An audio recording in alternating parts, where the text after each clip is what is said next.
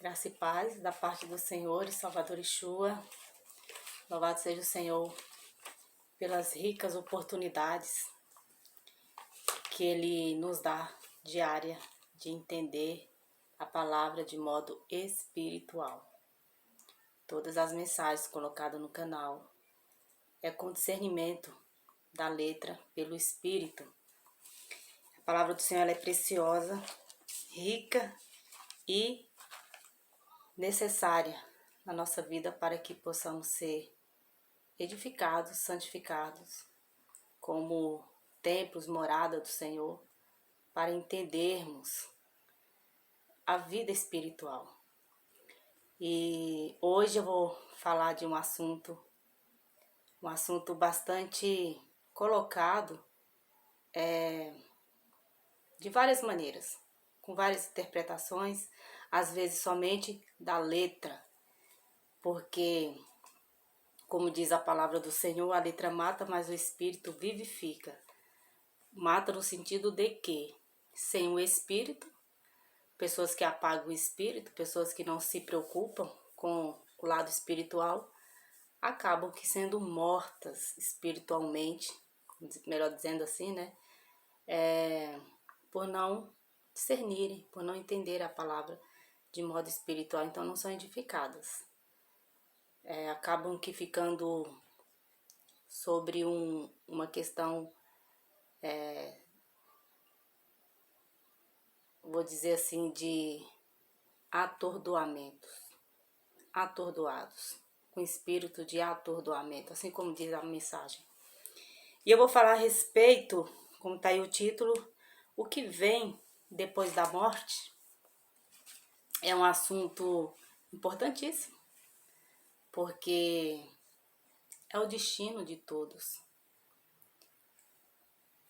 Nós, cristãos, vivemos pela esperança. Esperança de vida eterna, esperança de encontro com o Todo-Poderoso sem culpa, por entendermos que o nosso resgatador é o Filho, cremos no Filho como nosso resgatador. E através do sacrifício perfeito e definitivo dele, como está escrito em Hebreus 10, fomos resgatados. Como está escrito em Isaías 58 ou 53, ele levou sobre ele as nossas feridas, ou seja, tudo que era para vir um castigo sobre nós, ele levou sobre ele. Então, cabe-nos entender o Evangelho, que é o poder de Deus, cabe-nos entender a letra espiritualmente para vivermos de fato edificados como cristãos, adoradores em espírito e em verdade. É uma qualificação importante a qual ele coloca lá com a conversa com a mulher samaritana em João 4. Então, vou procurar, o tempo é curto, como vocês sabem, os vídeos nunca chegam a 1 hora, mas eu vou procurar colocar tudo, se não der eu vou continuar falando, porque é um assunto muito importante, importantíssimo, o que vem depois da morte. E vou, com a abordagem, com a exposição, lendo aqui muitas mensagens, desmistificar algumas coisas que faz com que as pessoas passam a entender ou a passar nos cultos, nas solenidades, de um modo inconsequente, por conta de não entenderem, por conta de terem uma interpretação errônea. Então, aconselho você que, se você está assistindo pela primeira vez, todos os vídeos do canal é um segmento, palavras de segmento, de entendimento espiritual. Você que já está aí acompanhando, fique atento a cada mensagem exposta, porque o intuito aqui hoje é tirar dúvidas. Se tiver dúvidas, tirar dúvidas e você entender biblicamente muitas questões que não são colocadas. Até por conta que o tempo nem sempre é favorável para a exposição da palavra do Senhor. Então, o que nós precisamos é da exposição da palavra do Senhor o tempo todo, amém? Então, para dar início, eu vou ler uma parábola que está escrito aqui em Lucas 13. Lucas 13, 28. Mas antes, né? Antes eu peço que o Senhor, pela infinita bondade e misericórdia dele, permita-nos a interpretação dessa palavra preciosa para que sejamos edificados ainda mais, amém? Em nome de Yeshua. Eu vou ler só uma introdução aqui antes de dar início. Por que eu escolhi entre os 4 evangelhos Lucas? Lucas é detalhista, Lucas é minucioso, Lucas teve toda uma preocupação em escrever tudo o que ele escreveu. E essa introdução aqui deixa isso bem claro. Olha só, no capítulo 1, muitos já se dedicaram a elaborar um relato dos fatos que se cumpriram entre nós, conforme nos foram transmitidos por aqueles que desde o início foram testemunhas oculares e servos da palavra. Eu mesmo investiguei tudo cuidadosamente, desde o começo, e decidi escrever-te um relato ordenado, ó excelentíssimo Teófilo, para que tenhas a certeza das coisas que te foram ensinadas. Perceba que já uma exortação, e é importante que tomemos para nós. Estamos com a palavra do Senhor em mãos. Essa exortação aqui serve para nós. Ela é muito bem colocada, porque Lucas, de modo cuidadosamente, procurou saber antes de escrever, investigou para estar certo de que o que ele estava a escrever, enviando aqui para Teófilo, eram palavras seguras e que deveriam dar todo o crédito, amém? Agora eu vou dar início aqui em Lucas 13, 28, a partir do 28. Deixa eu ver aqui, peraí. Ó, o importante é ler todo, mas para o tempo não permite, aconselho que vocês leiam a partir do 22, tá? Mas eu vou ler a partir do 25 aqui, ó. Quando o dono da casa se levantar e fechar a porta, vocês ficarão do lado de fora, batendo e pedindo: Senhor, abre-nos a porta. Ele, porém, responderá: Não os conheço, nem sei de onde são vocês. Então vocês dirão: Comemos e bebemos contigo. Ó, comemos e bebemos contigo, e ensinaste em nossas ruas. Mas ele responderá: Não os conheço, nem sei de onde são vocês. Afastem-se de mim, todos vocês que praticam o mal. Agora a partir do 28, atente-se. Ali haverá choro e ranger de dentes, quando vocês virem Abraão, Isaque, Jacó e todos os profetas do reino de Deus. Mas vocês excluídos, pessoas virão do Oriente, do Ocidente, do Norte e do Sul e ocuparão os seus lugares, à mesa do reino de Deus. De fato, há muitos que serão primeiros e primeiros que serão últimos. Por que ele fala isso? O Vale de Inom. Para que não fique dúvida, é importante dizer que esse Vale de Inom, ele fazia parte da fronteira entre as tribos de Judá e de Benjamim. Judá ao sul, que situava a Jerusalém no território de Benjamim. E isso se confirma, é importante ler. Importante ler porque, para não ficar dúvida, né? Aqui em Josué, deixa eu procurar aqui, eu não ia ler não, mas é importante.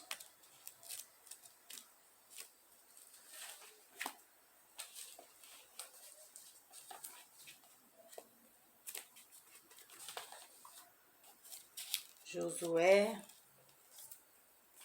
15. No que se refere o território, para confirmar que é bíblico, que está na Bíblia, né? Aqui, em questão ao território, em 15, versos 1 diz: as terras distribuídas à tribo de Judá, clã por clã, estendiam-se para o sul, até a fronteira com Edom, até o deserto de Zin, no extremo sul. Fronteira sul começava na ponta de terra do extremo sul do mar Salgado. Passava pelo sul da subida de Acrabim, prosseguia até Zin e daí até o sul de Cádiz, Barneia. Depois passava por Erzon, indo até Adar e fazia uma curva em direção a Carca. E aqui no capítulo 18 de Josué,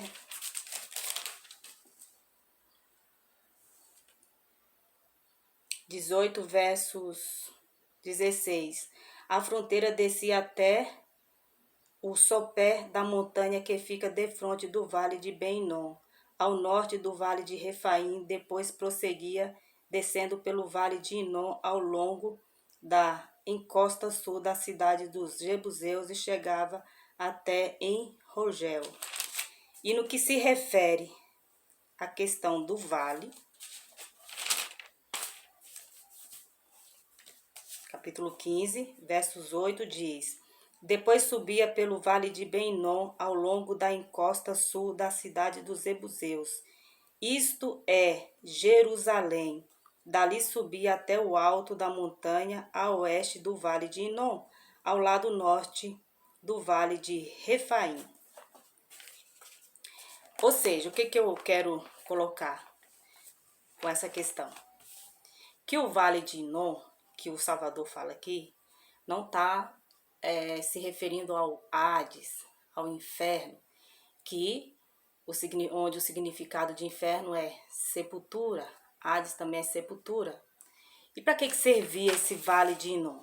Como está lá escrito, entre as fronteiras da tribo de Judá e de Benjamim. Esse vale é um símbolo da destruição eterna. Primeiro, colocar aqui um parêntese, uma importante observação.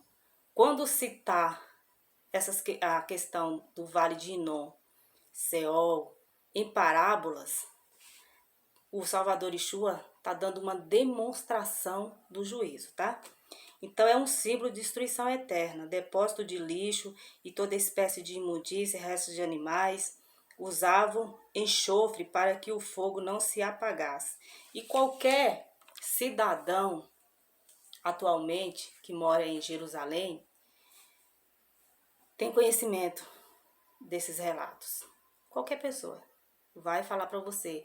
Era um vale de Hinom, onde as pessoas que eram de acordo com a sociedade desprezíveis, os ladrões, aqueles que morriam de modo que tinha acusação para morrer, morte de cruz, restos de animais.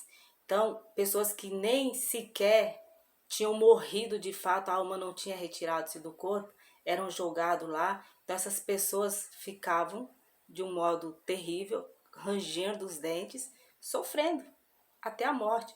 E era um fogo que não se apagava, estava lá constantemente, servia para descarte de toda espécie daquilo que era desprezado. Espero que isso tenha ficado claro.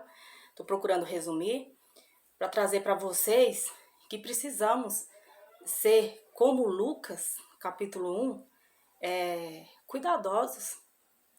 Temos que ser zelosos, temos que investigar, temos que procurar saber para não sermos ludibriados, enganados, porque tem muita gente enganada. Muita gente professando a fé enganada por falta de um esforço de buscar o sentido da letra.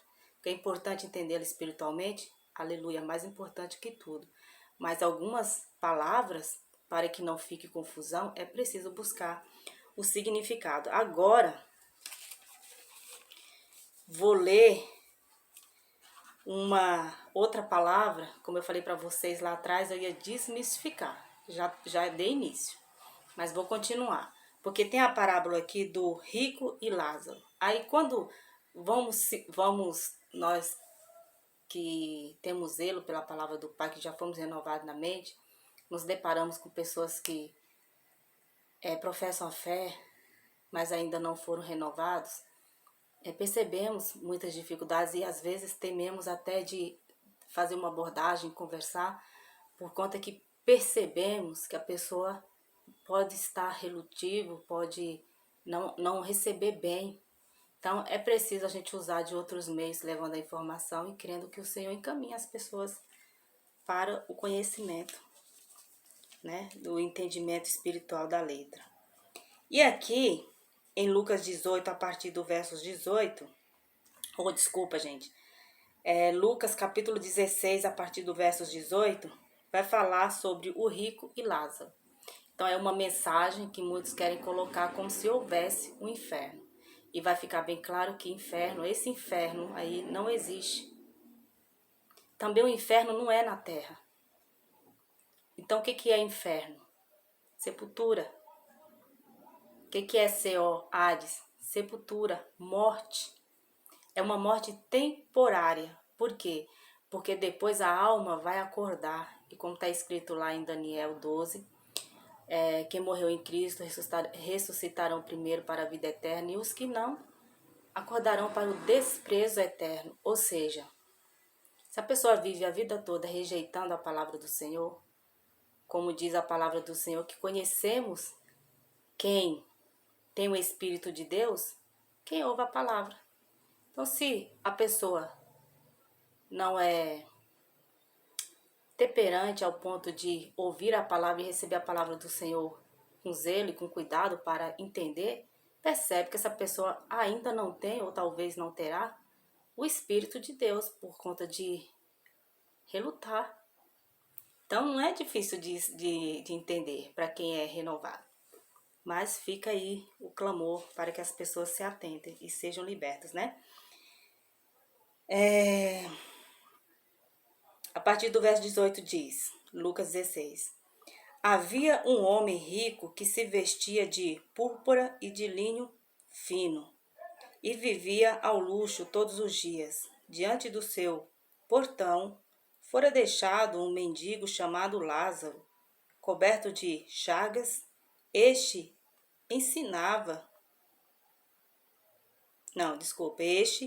ansiava comer o que caía da mesa do rico. Até os cães vinham lamber suas feridas. Chegou o dia em que o mendigo morreu e os anjos o levaram para junto de Abraão. O rico também morreu e foi sepultado no Hades, sepultado na sepultura, onde estava sendo atormentado.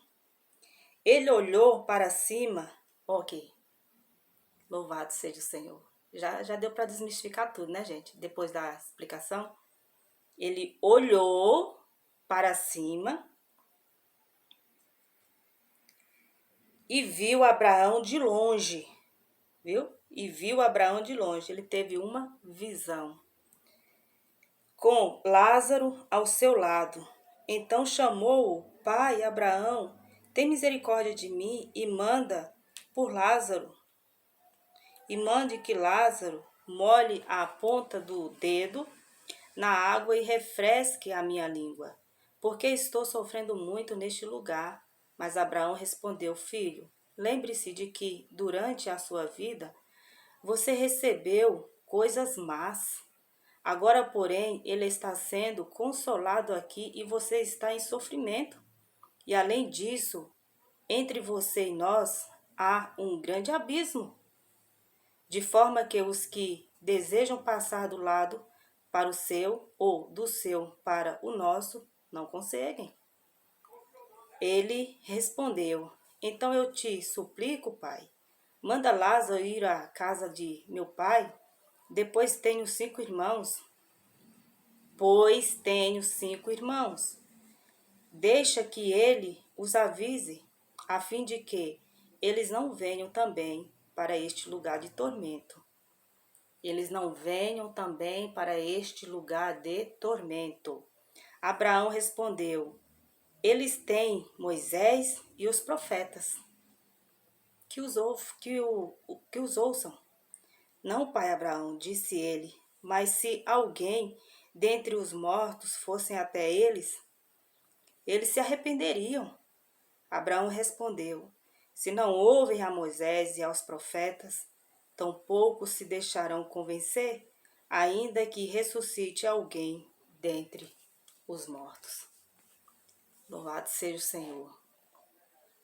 Gente, é maravilhoso enxergar a letra espiritualmente. É isso que está acontecendo aqui. Eu espero que você tenha conseguido absorver isso. Depois de falar a respeito do Senhor, depois de ler lá em Juízes e falar e mostrar que de fato o Vale de Inom foi uma realidade, existiu. Leia Josué, capítulo 15, capítulo 18.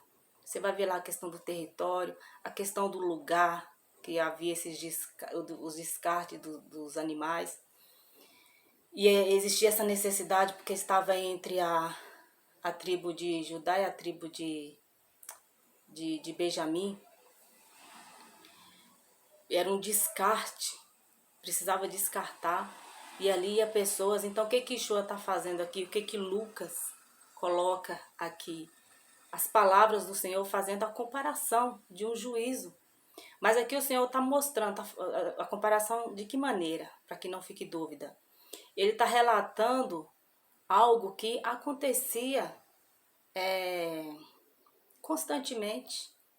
Pessoas terminavam de dar o seu último fôlego de vida nesse ambiente. Por isso havia o ranger de dentes, porque pelo óbvio, sabe-se que a alma não sofre.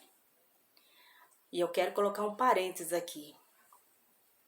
A alma não sofre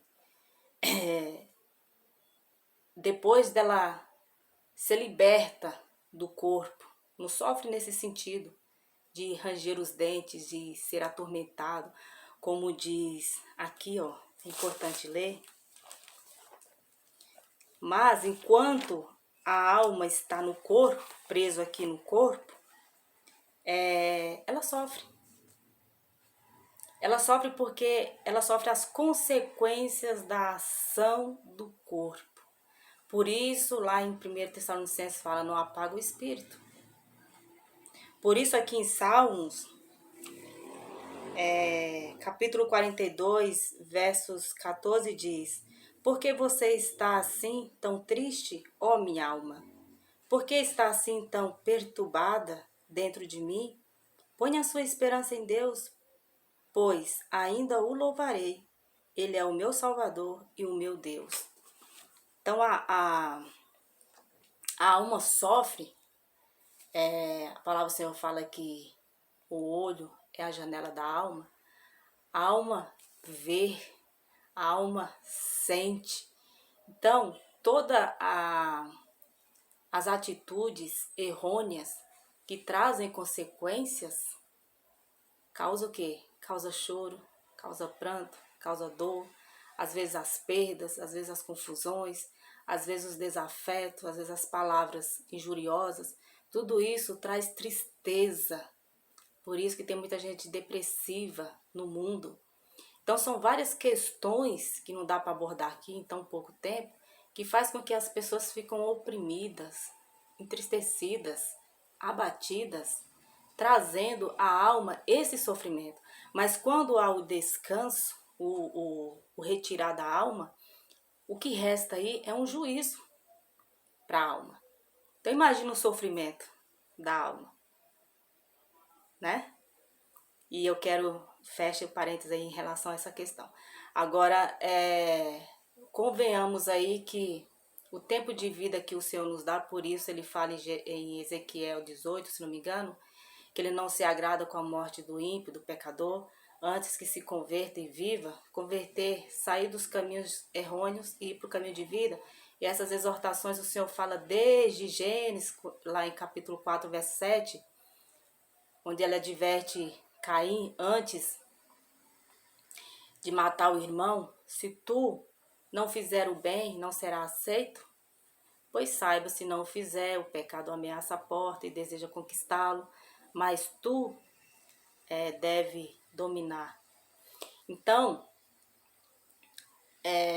se tu não fizer o bem, não será aceito. E aí vem os evangelhos, vem Mateus, que vai falar do amor ao Pai. Por isso que eu falo que o vídeo é sempre os segmentos.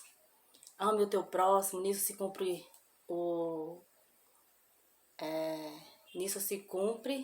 a lei e os profetas. Então, o nosso agir, o nosso dia a dia, o nosso trato pessoal com as pessoas, é que vai lá no fundo, lá no final da história, do encontro com a alma com o Senhor, detectar alguém que foi transformado, que entendeu o que foi feito na cruz por nós, o resgate, que entendeu Isaías 53 ao ponto de ser, como diz em João 17:17, santificado pela palavra que foi dita por Yeshua, que foi dita pelos profetas, que o Criador deu para nos exortarmos e a gente possa viver essa vida amando o Criador de fato, amando a palavra dele, amando o próximo, vivendo de acordo. Por quê? Porque, sendo o contrário, alguém que viveu relutante, desprezando todo o tempo, está desprezando o Criador. E se tem algo que o Criador é justo. Ele é justo nas suas medidas. Então, como diz lá em Daniel, aqui capítulo 12, versos 1, naquela ocasião Miguel, o grande príncipe que protege o seu povo, se levantará. Haverá um tempo de angústia como nunca houve desde o início das nações até então. Mas naquela ocasião seu povo, todo aquele cujo nome está escrito no livro da vida, no livro, será liberto. Multidões que dormem no pó da terra acordarão, uns para a vida eterna, outros para a vergonha e para o desprezo eterno. Então, Senhor, o que resta para a alma é a vida eterna ou desprezo eterno. Não existe um inferno onde as pessoas vão sofrer depois da retirada da alma desse corpo ou depois do juízo, porque haverá juízo sobre a terra. Haverá, e aqueles que, deixa eu ver aqui, que eu não me perca, eu vou ler aqui, ó, Naum,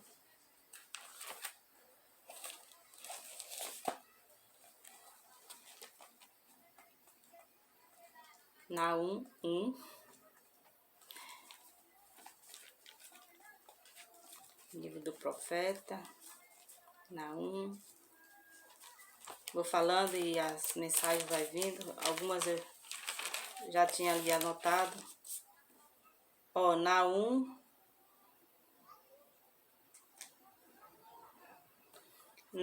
1, versos 3. O Senhor é muito paciente, mas o seu poder é imenso. O Senhor não deixará impune o culpado. O seu caminho está no vendaval e na tempestade, e as nuvens são a poeira de seus pés. Ou seja, o Senhor não deixará impune o culpado. Né? Mas, claro, impossível. Então, diante dessas verdades, diante de uma verdade tremenda como essa, que nos mostra a realidade pós a morte, qual é o destino pós a morte, que tipo de pessoa então devemos ser? Deixa eu ler aqui, segunda carta de Pedro, capítulo 3, que fala do dia do Senhor. Vocês podem ler na íntegra, é importante.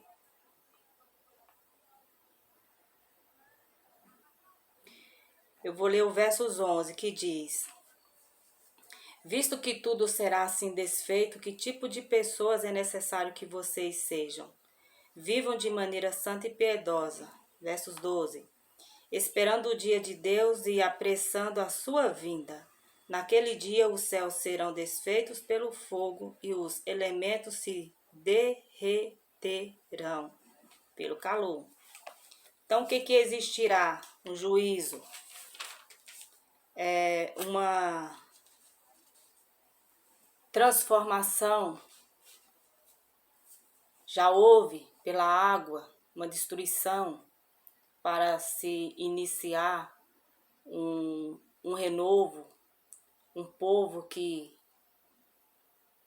deveria ter obedecido ao Criador e teria, mesmo havendo os ímpios, mas teria que ser maioria para que a história fosse diferente do que é hoje, porque tem sobressaído sobre a humanidade, no que diz respeito a professar ou falar a palavra do Senhor, uma falta de compreensão de modo espiritual.